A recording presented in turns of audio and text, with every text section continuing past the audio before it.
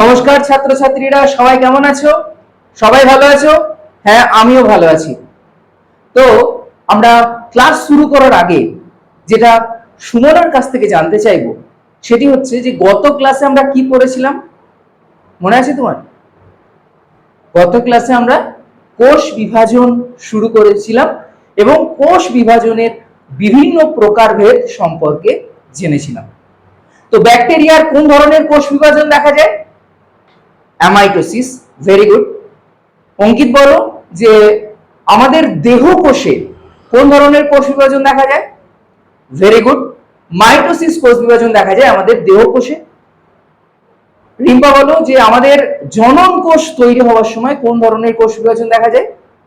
একদম ঠিক বলেছো রিম্পা, আমাদের জনন কোষ তৈরি হওয়ার সময় মিওসিস কোষ বিভাজন দেখা যায়। তো আমরা আগের ক্লাসে জেনেছি যে একটা কোষ থেকে দুই বা ততোধিক কোষ তৈরি হলে তাকে আমরা কি বলি? তাকে আমরা বলি কোষ বিভাজন। আজকের ক্লাসে আমরা যেটা পড়ব সেটা হচ্ছে যে একটা কোষ থেকে যে দুটো কোষ তৈরি হচ্ছে সেই ঘটনাটাকে আমরা কি বলছি? এই যে একটা কোষ থেকে যে দুটো কোষ তৈরি হচ্ছে সেই ঘটনাটাকে আমরা বলছি কোষ বিভাজন। এবং এই যে কোষ বিভাজন হচ্ছে, এই কোষ বিভাজন জাস্ট একটা ধাপে হয় না, অনেকগুলো পর্যায়ক্রমিক ধাপে ধাপে হয়। সমস্ত কোষ বিভাজনের ক্ষেত্রে নয়, সেটা মাইটোসিস এবং মিওসিসের ক্ষেত্রে হয়, অ্যামাইটোসিসে সরাসরি হয়ে যায়। তো মাইটোসিস এবং মিওসিস কোষ বিভাজনের ক্ষেত্রে মূলত আমরা দেখতে পাবো যে একটা কোষ থেকে দুটো কোষ যে বিভাজিত হচ্ছে সেটা বিভিন্ন ধারাবাহিক পর্যায়ক্রমিক পদ্ধতিতে হচ্ছে, একটি ধাপে হয় না। এই যে ধারাবাহিক বা পর্যায়ক্রমিক এই যে ধাপ সমূহকে একত্রে বলে কোষ চক্র, বা এটাকে আমরা বলি সেল সাইকেল। তাহলে আজকের ক্লাসে আমরা যেটা পড়বো সেটা হচ্ছে সেল সাইকেল বা কোষ চক্র বলতে কি বোঝায়। তাহলে কোষ বিভাজন মানে একটা কোষ থেকে দুটো কোষ হওয়া, এবং এই যে একটা কোষ থেকে দুটো কোষ হচ্ছে সেটা একটা ধাপে হয় না, অনেকগুলো ধাপের সমন্বয় হয়। সেই সমস্ত ধাপগুলোকে একত্রে বলা হয় কি? সমস্ত ধাপগুলোকে একত্রে বলা হয় কোষ চক্র বা সেল সাইকেল। এখন কোন একটা কোষ বিভাজিত হবে এবং সেই বিভাজিত হওয়ার সময় আমরা দেখব সেই কোষের দুটো পর্যায় থাকে। যেমন তোমরা ধরো 6 মাস পর পরীক্ষা দেবে, তাহলে তোমাদের এখন কি দশা চলছে? না, তোমাদের এখন সেই 6 মাস পরে যে পরীক্ষাটা দেবে সেই পরীক্ষাটার প্রস্তুতি পর্ব দশা চলেছে, এবং যখন পরীক্ষা হবে সেটা তোমার হচ্ছে বিভাজন দশা। অর্থাৎ সেই পরীক্ষার মাধ্যমে তুমি মার্কস পাবে এবং সেই পরীক্ষার মাধ্যমে তুমি জানতে পারবে যে এই 6 মাস তুমি পড়াশোনা করেছো কি করোনি। একই রকম ভাবে কোষ চক্রে, অর্থাৎ একটা কোষ থেকে যে দুটো কোষ হচ্ছে সেই ধাপে ধাপে সেই ধাপগুলোকে আমরা দুটো ভাগে ভাগ করি। একটাকে বলা হয় প্রস্তুতি পর্ব দশা, অর্থাৎ সেই কোষের, সেক্ষেত্রে আমরা দেখতে পাবো কোষটা বিভাজিত হয়নি, কিন্তু সেই কোষের মধ্যে বেশ কিছু চেঞ্জেস বা পরিবর্তন হয়েছে যেটা কোষ বিভাজনে সাহায্য করবে, বা এটাকে বলা হয় ইন্টারফেজ দশা। অন্যদিকে যখন কোষ বিভাজিত হবে সেই অবস্থাটাকে বলা হয় বিভাজন দশা, বা বলা হয় মাইটোটিক ফেজ, বা সংক্ষেপে বলে এম ফেজ। ঠিক যেমন তোমার পরীক্ষা চলাকালীন সেই দশাটা হচ্ছে বিভাজন দশা, এবং পরীক্ষার আগের দশাটা হচ্ছে প্রস্তুতি পর্ব দশা। এবং এই প্রস্তুতি পর্ব দশা থেকে আবার তিন ভাগে ভাগ করা যায়, অর্থাৎ কোষ চক্রের প্রস্তুতি পর্ব দশার আবার তিনটে ভাগ আছে। যেমন তুমি পরীক্ষায় প্রস্তুতি নেওয়ার সময় দেখবে প্রথম 1 মাস খুব আস্তে আস্তে পড়ছো, তারপরে 2 মাস একটু বেশি স্পিডে পড়ছো, তারপরে একটু বেশি স্পিডে। তাহলে তোমার যখন প্রস্তুতি পর্বে দশাতে তোমার যেমন পরীক্ষা প্রস্তুতির পর্বে বিভিন্ন রকমের ফেজ দেখতে পাচ্ছি, একই রকম একটা কোষ থেকে যে দুটো কোষ তৈরি হচ্ছে সেক্ষেত্রে ইন্টারফেজ দশাতেও আবার আমরা তিনটে উপদশা দেখতে পাই। একটিকে বলা হয় G1 দশা, বা বলে গ্যাপ 1, বা বলে গ্রোথ 1 দশা। G ফর গ্যাপ বা গ্রোথ। একটি হচ্ছে S দশা বা সিনথেসিস, আরেকটি হচ্ছে G2 দশা বা গ্যাপ 2 দশা বা ব্রোথ 2 দশা। অন্যদিকে বিভাজন দশা মানে কোষ যখন বিভাজিত হচ্ছে সেই বিভাজন দশাটাকে আবার দুই ভাগে ভাগ করা যায়। না, প্রথমে যে কোনো কোষের যেটা বিভাজন হয় সেটি হচ্ছে নিউক্লিয়াসের বিভাজন। প্রথমে কোষের নিউক্লিয়াস বিভাজিত হয় এবং আমরা জানি কোষের প্রোটোপ্লাজমের মধ্যে মধ্যখানে থাকে নিউক্লিয়াস এবং নিউক্লিয়াসের বিভাজনকে বলা হয় ক্যারিওকাইনেসিস। অন্যদিকে তারপরে কোষের সাইটোপ্লাজমের বিভাজন হয় এবং এই কোষের সাইটোপ্লাজমের যে বিভাজন, এই কোষের সাইটোপ্লাজমের বিভাজনকে বলা হয় সাইটোকাইনেসিস। তাহলে কোষের বিভাজনের ক্ষেত্রে নিউক্লিয়াসের বিভাজন আগে হবে নাকি সাইটোপ্লাজমের বিভাজন আগে হবে বিকাশ?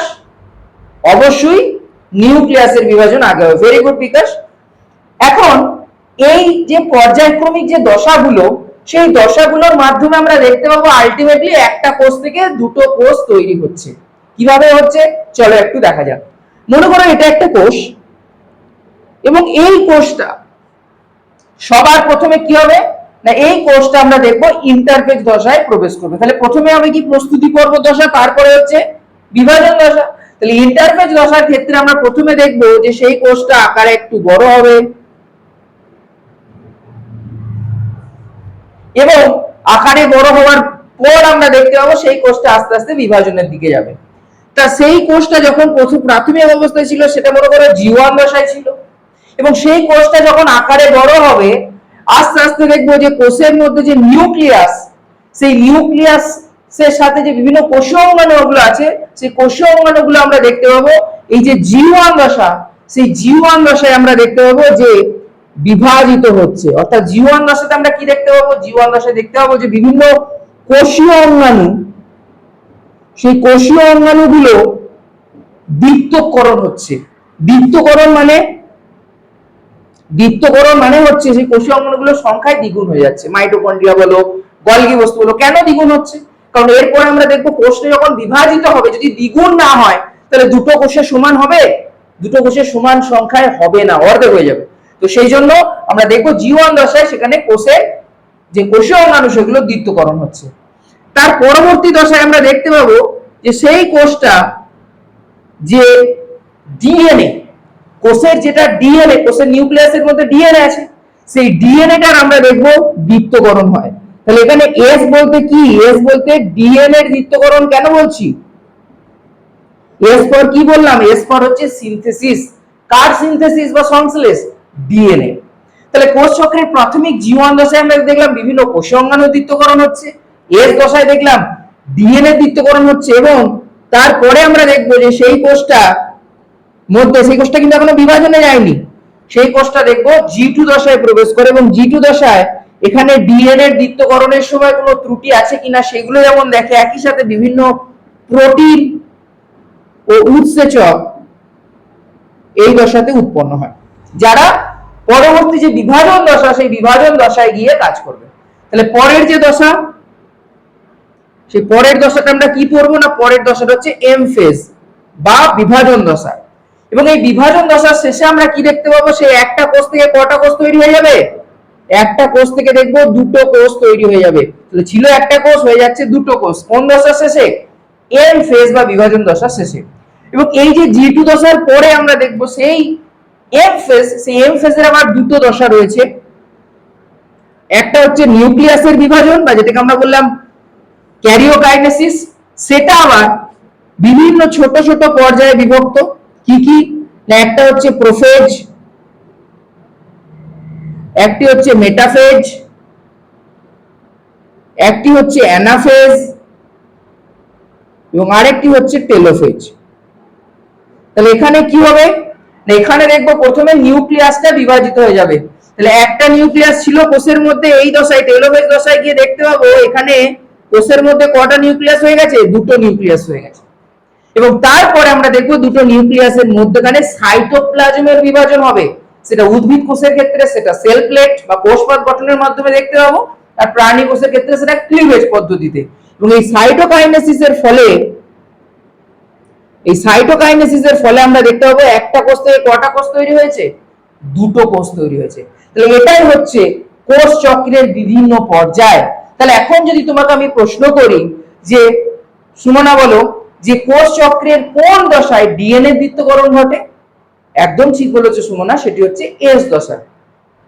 প্রভাস তুমি বলো যে কোষ চক্রের কোন দশায় বিভিন্ন কোষীয় অঙ্গাণু দ্বিত্বকরণ ঘটে, জি1 দশায়।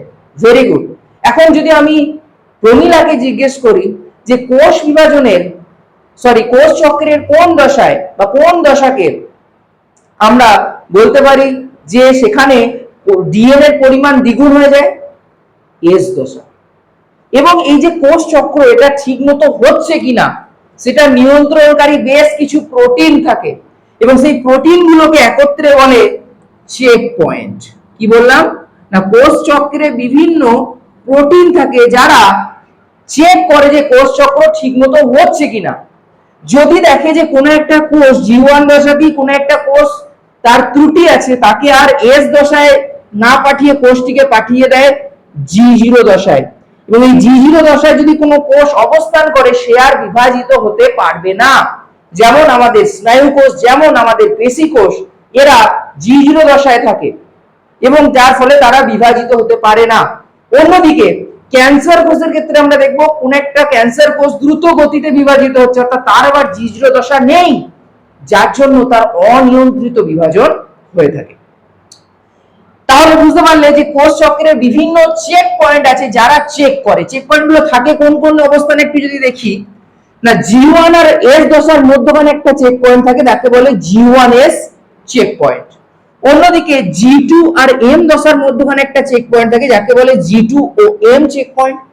আরেকটি হচ্ছে এই যে এম ফেজের যে ক্যারিওকাইনেসিস তার যে মেটাফেজ দশা, সেই মেটাফেজ দশায় একটা চেক পয়েন্ট থাকে, তাকে বলে এম চেক পয়েন্ট, যারা কোষ বিভাজনে কোনো ত্রুটি আছে কিনা বা কোষ বিভাজনে কোনো ত্রুটি থাকলে সেই কোষটাকে বিভাজিত হতে না দেওয়া সেই কাজগুলো করে থাকে। অর্থাৎ চেক পয়েন্টের মাধ্যমে কোনো একটা কোষ চক্রের নিয়ন্ত্রণ ঘটে। এবং এই যে কোষ চক্র, এই কোষ চক্রের একটা অন্যতম উৎসেচক হচ্ছে, যেটা প্রধান সাহায্যকারী উৎসেচক, সেটি হচ্ছে সিবিকে, অর্থাৎ এর পুরো কথা হচ্ছে সাইক্লিন ডিপেন্ডেন্ট কাইনেজ বা সাইক্লিন উৎসেচক আমাদের এই কোষ চক্রের গুরুত্বপূর্ণ নিয়ন্ত্রণকারী উৎসেচক। তাহলে আজকের ক্লাসে আমরা কোষ চক্র কিভাবে সম্পন্ন হয় সেটা দেখলাম। পরের ক্লাসে আমরা দেখব যে কোষ চক্রের মাধ্যমে যে দুটো কোষ তৈরি হচ্ছে সেটা মাইটোসিস এবং মিওসিসের ক্ষেত্রে কিভাবে হচ্ছে, অর্থাৎ মাইটোসিস এবং মিওসিসের বিভিন্ন যে পর্যায় সেগুলো নিয়ে আমরা আলোচনা করব।